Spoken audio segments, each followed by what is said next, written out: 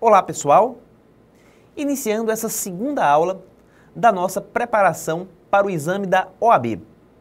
Na aula de hoje, iremos analisar questões muito importantes relacionadas a contratos, responsabilidade civil e direito das coisas. Tudo isso para complementar o seu estudo, a sua preparação para o exame da OAB.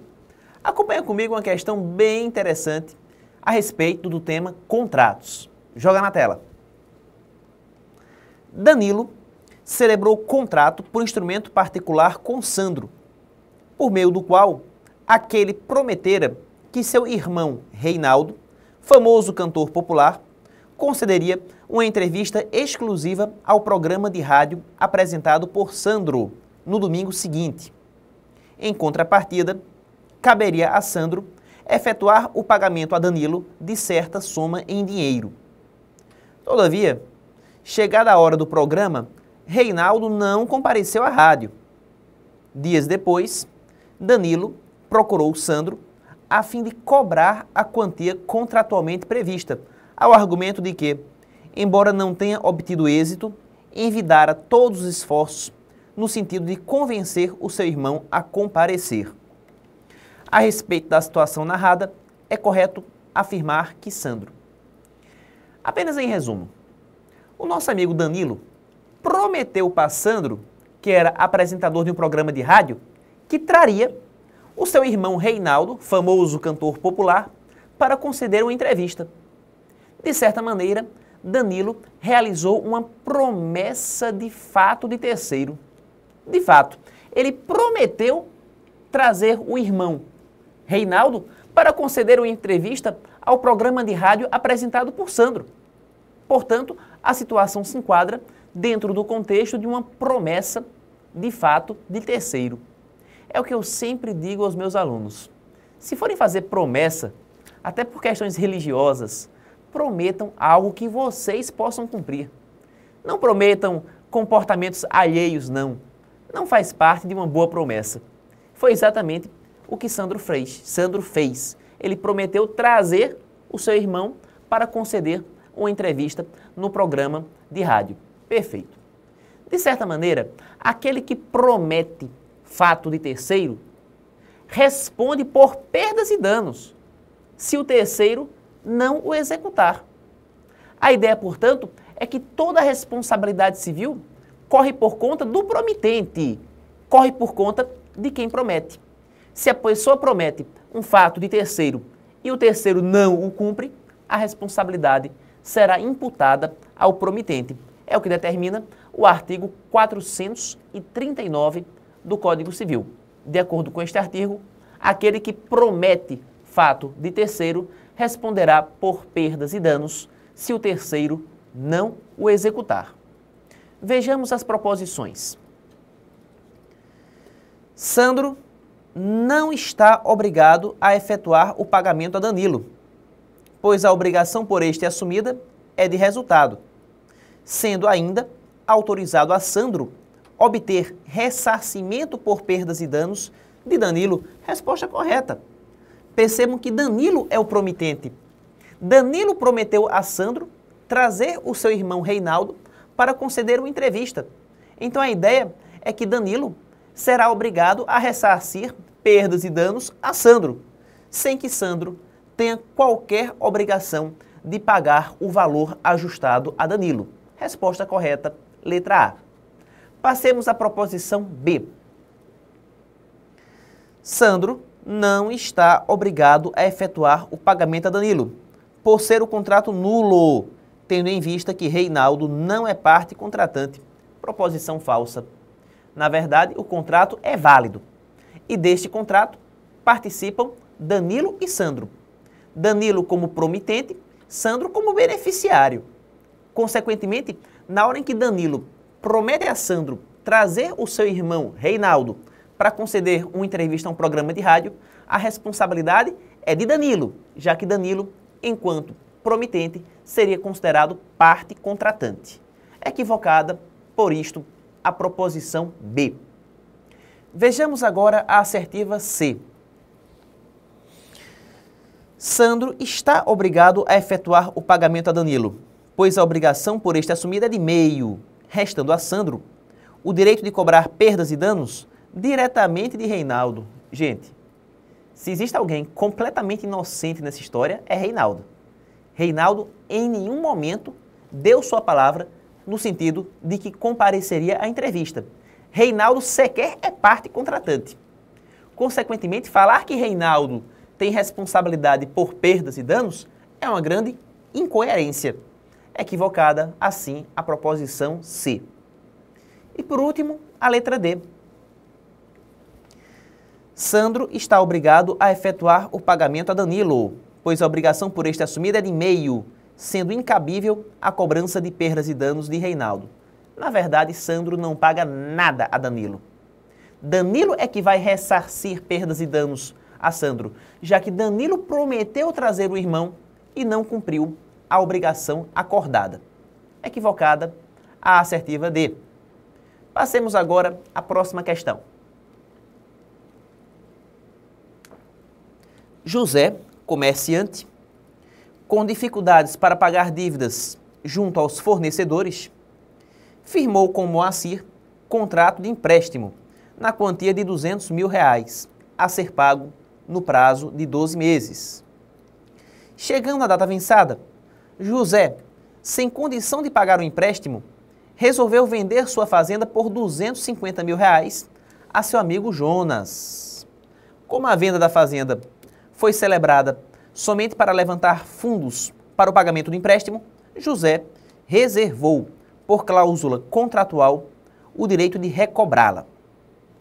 Considerando as hipóteses acima e as regras de direito civil, assinale a afirmativa correta. Gente, o foco da questão está na parte final. Observem comigo o trecho final da questão. Joga na tela. Eles falam que José reservou por cláusula contratual o direito de recobrá-la.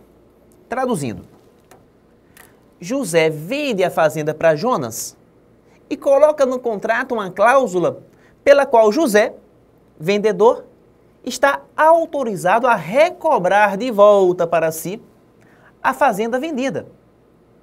Que é esse, pessoal? É o chamado contrato de retrovenda. Para quem não conhece, cláusula de retrovenda é a cláusula pela qual o vendedor de um imóvel se reserva o direito de recobrá-lo de volta, caso seja da sua vontade. Então, José vende a fazenda para Jonas, mas coloca no contrato uma cláusula que lhe permite readquirir de volta para si a fazenda vendida, cláusula de retrovenda. Interessante observar que, de acordo com o artigo 505 do Código Civil, artigo 505, a cláusula de retrovenda pode ser estipulada até o prazo máximo de decadência de 3 anos. Retrovenda, 3 anos. Dá até para fazer essa combinação linguística, né? Retrovenda, 3 anos. Este é o prazo máximo em que a cláusula de retrovenda pode prevalecer. Passados os 3 anos, a retrovenda decai, o que retira a possibilidade do seu exercício. Perfeito.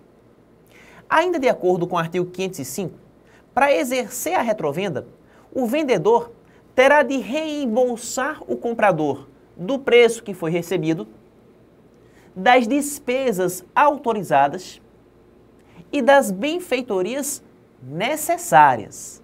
Estas são as condições para que o vendedor possa exercer a retrovenda.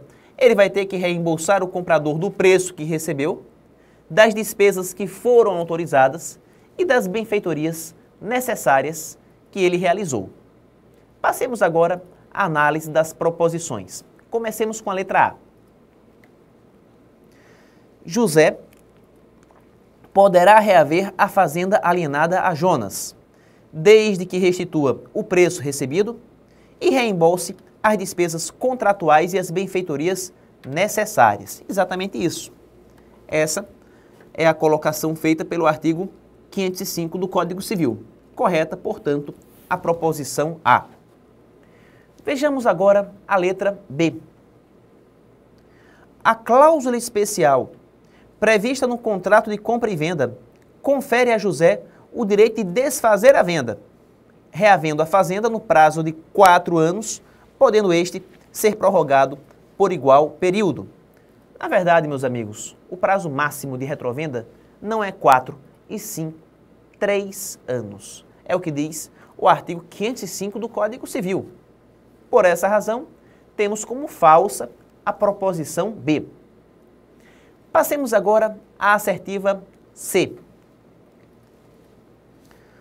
O direito de resgate contra o terceiro adquirente poderá ser exercido somente por José, não admitindo a lei a cessão nem a transmissão aos herdeiros e legatários. Pessoal, de acordo com o artigo 507 do Código Civil, artigo 507, o direito de retrato, de retrovenda, é transmissível aos herdeiros e legatários. Ele pode ser transmitido por herança, claro que pode. Então, se, por exemplo, José vende o imóvel a Jonas e José venha a falecer, é possível que os herdeiros de José tenham interesse em executar a cláusula de retrovenda, já que a retrovenda é cessível e transmissível aos herdeiros e legatários. Artigo 507 do Código Civil. Por isso, equivocada a proposição C. Vamos agora finalizar com a letra D. O pacto adjeto ao contrato de compra e venda firmado por José e Jonas permite a José recobrar a fazenda após constituir em mora Jonas, mediante interpelação judicial. Gente, não há nenhuma necessidade de constituir Jonas em mora. Jonas comprou a fazenda. Jonas tem a propriedade da fazenda. Constituição em mora é quando se trata de devedor que não paga a sua dívida no vencimento. Aí tudo bem. Não é o caso. O caso aqui tem a ver com exercício do direito de retrovenda, o que na prática independe dessa formalidade. Equivocada, por isto, a proposição D. Façamos agora a próxima questão. Sônia, maior e capaz, decide doar, por instrumento particular, certa quantia em dinheiro em favor do seu sobrinho Fernando, maior e capaz, caso ele venha se casar com Leila. Sônia faz constar ainda cláusula de irrevogabilidade da doação por eventual ingratidão do seu sobrinho. Fernando, por sua vez, aceita formalmente a doação e poucos meses depois casa-se com Leila, conforme estipulado. No dia seguinte ao casamento, ao procurar sua tia para receber a quantia estabelecida, Fernando deflagra uma discussão com Sônia e lhe dirige grave ofensa física. A respeito da situação narrada, é correto afirmar que Fernando. Em resumo, a questão fala para a gente de uma tia, Sônia, que promete uma quantia em dinheiro ao seu sobrinho Fernando se ele se casar com Leila. Então a primeira conclusão que tiramos, Leila deve ser uma baranga. De fato, a partir do momento em que uma pessoa recebe dinheiro para casar com ela, boa coisa, ela não deve ser. Brincadeira, hein, pessoal? Baranga também tem direito de se casar. Mas enfim, o fato é que nós temos aqui uma doação condicionada a um casamento, a chamada doação nupcial. Dou-te a quantia X, contanto que você se case com fulana. Doação nupcial, doação condicionada a casamento. Perfeito. Interessante observar que Fernando cumpriu a condição. Ele casou com Leila. E por casar com Leila, ele faz jus à quantia prometida. Entretanto, ao receber a importância, Fernando deflagrou uma discussão com sua tia Sônia. E nessa discussão, ele terminou por agredi-la fisicamente. Ele provocou agressões físicas contra Sônia. Aqui nós entramos no campo da ingratidão. Eu sei que a ingratidão é o pior sentimento que nós podemos experimentar nessa vida. Acontece que ingratidão, ela tem conotação jurídica. Ela serve como fato jurídico que desencadeia na prática a revogação da doação. Doação, ela pode ser revogada por ingratidão do donatário. Se o donatário, a pessoa que recebe, se revelar pessoa ingrata, ele pode se sujeitar à revogação da doação. A esse respeito, quais são os casos que na prática autorizam a revogação da doação? Acompanha comigo.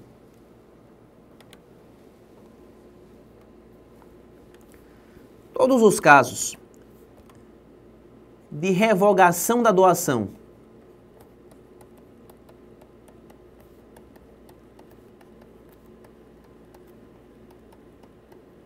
por motivo de ingratidão do donatário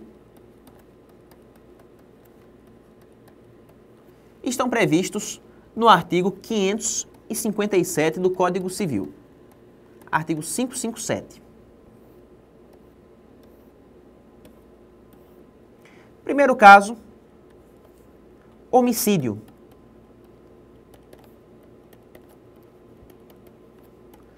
Tentado ou consumado.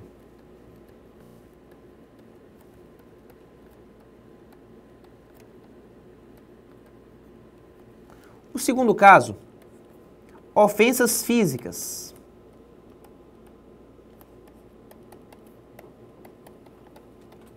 O terceiro, calúnia ou injúria grave.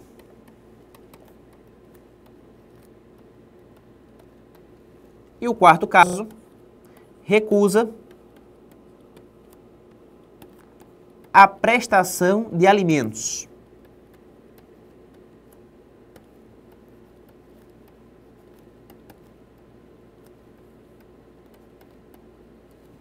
Analisemos caso a caso. Primeiro caso de ingratidão é o homicídio tentado ou consumado.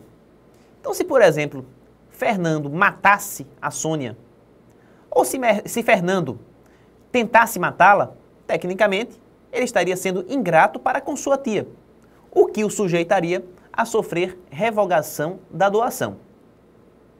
O segundo caso de ingratidão são as ofensas físicas. Então, se Fernando dirige ofensas físicas contra Sônia, o que de fato aconteceu, também aqui seria possível revogar a doação de Fernando. Terceiro caso, calúnia ou injúria grave. Se porventura Fernando caluniasse a sua tia ou viesse a injuriá-la gravemente, também aqui ela poderia revogar a doação feita. E finalmente, o quarto caso, recusa a prestação de alimentos. Se Sônia, necessitada, pedisse alimentos a Fernando e Fernando se recusasse a ampará-la, ele estaria sendo ingrato para com sua tia, o que faria, portanto, com que ela pudesse revogar a doação. Então, todos esses casos do artigo 557 do Código Civil autorizam, na prática, a revogação da doação por motivo de ingratidão do donatário. Tranquilo. Entretanto, no caso em apreço, é preciso destacar que a doação foi nupcial, ou seja, a doação foi feita para a consumação de um casamento. E de acordo com o nosso Código Civil, em seu artigo 564, não se revoga por motivo de ingratidão doação para casamento. Então vejam que interessante, na hora em que a doação é feita tendo em vista a consumação de um matrimônio, ainda que depois ocorra ingratidão do donatário, o doador não pode revogar essa doação. É como se o casamento blindasse a doação. Dou para casamento, então não pode revogar, porque o casamento retira a possibilidade de revogar a doação por motivo de ingratidão. Essa é a orientação do artigo 564, inciso 4º do Código Civil, ok? Então a tendência é que Fernando faz jus sim, ele tem direito de receber a doação de sua tia, mesmo tendo sido ingrato para com ela.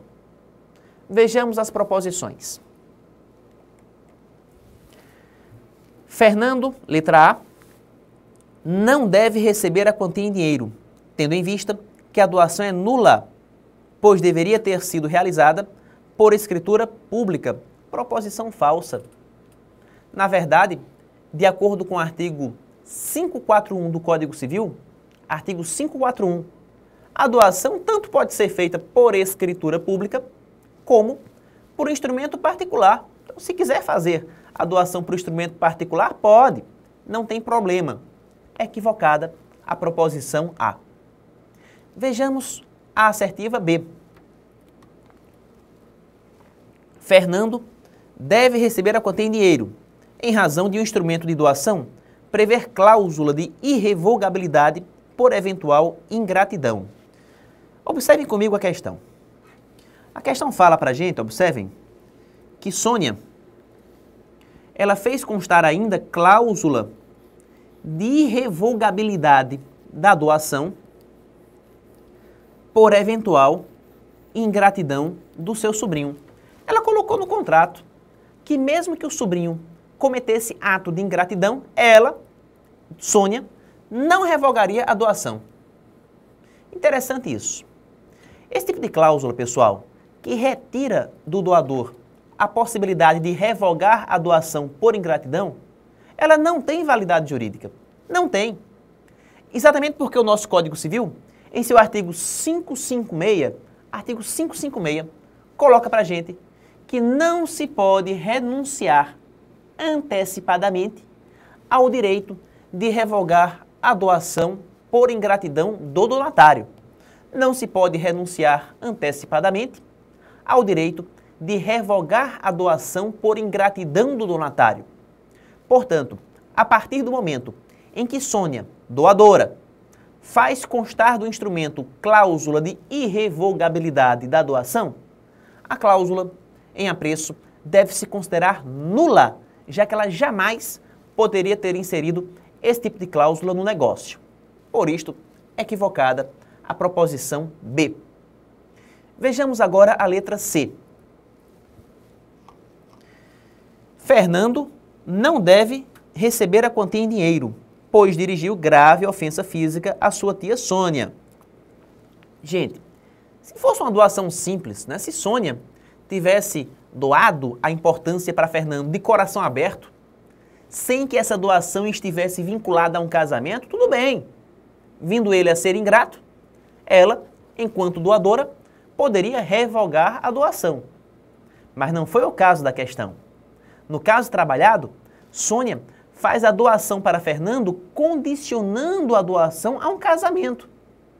Temos, assim, uma doação nupcial, que em matéria de ingratidão afasta a possibilidade de ser revogada.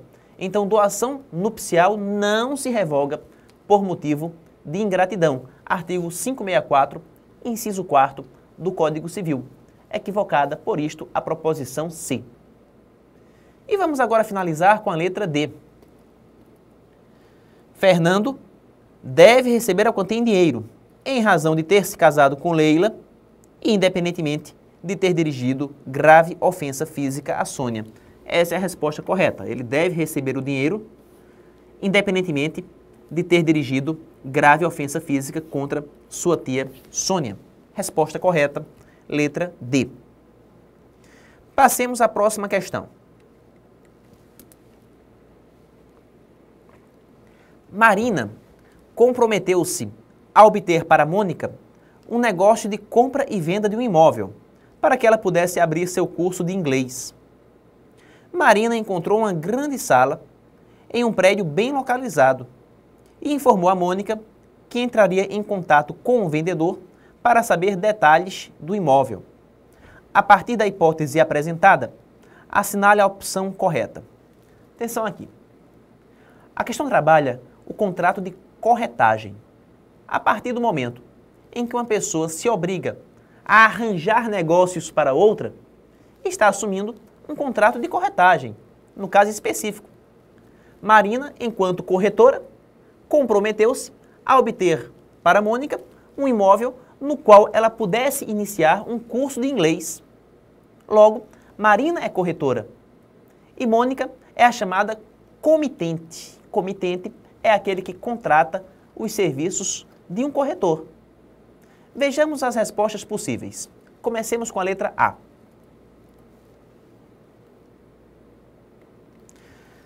Marina marca uma reunião entre o vendedor e Mônica, mas o negócio não se realiza por arrependimento das partes. Sem pagar a comissão, Mônica dispensa Marina, que reclama seu pagamento, explicando que conseguiu o negócio e que não importa se não ocorreu a compra da sala. Interessante isso. A proposição A nos fala em arrependimento. Joga na tela. O negócio, ele não se realizou por arrependimento das partes. Gente, o que se deve entender por arrependimento, hein? Arrependimento acontece quando o negócio é concluído, é fechado, e depois de as partes concluírem o negócio, elas resolvem desfazê-lo. É como se fosse um distrato. As partes celebram o negócio, se arrependem e depois desfazem o negócio celebrado. A grande questão que se coloca é: se houver arrependimento, terá o corretor direito à comissão? Sim. O corretor, ele faz jus à comissão de corretagem, mesmo que o negócio não se implemente em virtude do arrependimento das partes. É o que diz o artigo 725 do Código Civil.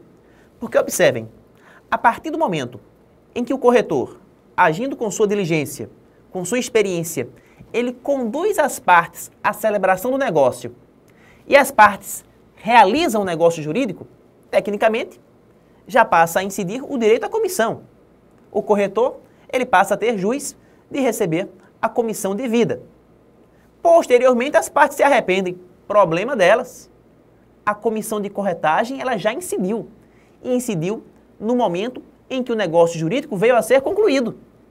Mesmo que depois ocorra arrependimento, o corretor não perde direito à sua comissão. Por isto, correta a proposição A. É só marcar.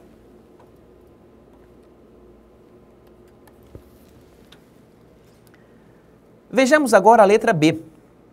Passado o prazo contratual para obtenção do negócio, o próprio vendedor entra em contato com Mônica para celebrar o negócio, liberando-a, portanto, de pagar a comissão de Marina.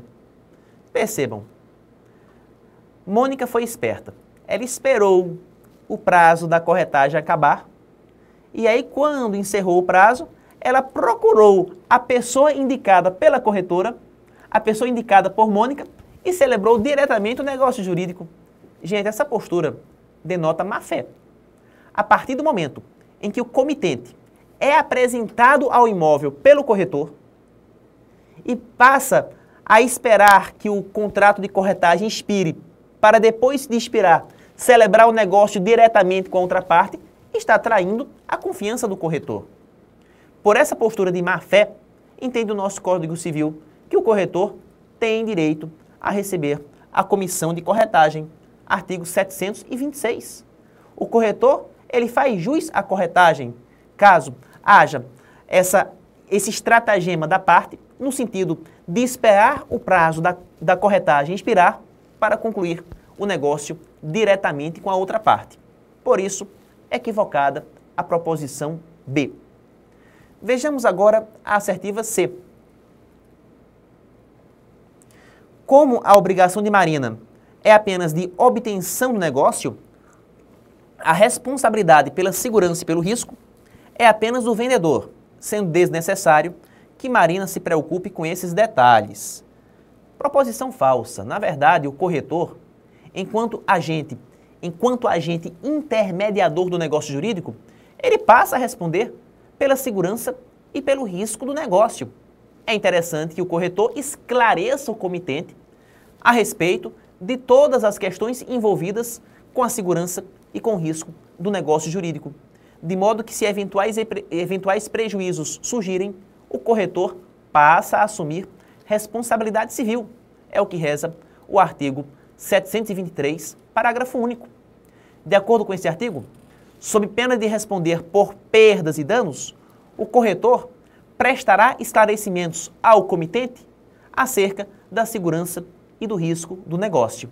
Implica dizer que se o corretor deixa de prestar esses esclarecimentos, ele passa a responder por perdas e danos.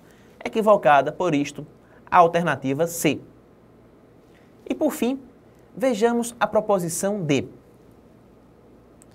A remuneração de Marina deve ser previamente ajustada entre as partes. Caso contrário, Mônica pagará o valor que achar suficiente. Proposição falsa. Na verdade, se a comissão de corretagem não for ajustada, o corretor terá direito a uma comissão que seja determinada pela natureza do negócio e pelos usos locais. Então é a natureza do negócio, são os usos locais que vão determinar o valor da comissão de corretagem, toda vez que as partes forem omissas quanto à sua fixação. Equivocada, por isto, a proposição D. E aqui encerramos esse primeiro bloco de nossa aula. Um forte abraço, fiquem aí e até o bloco 2.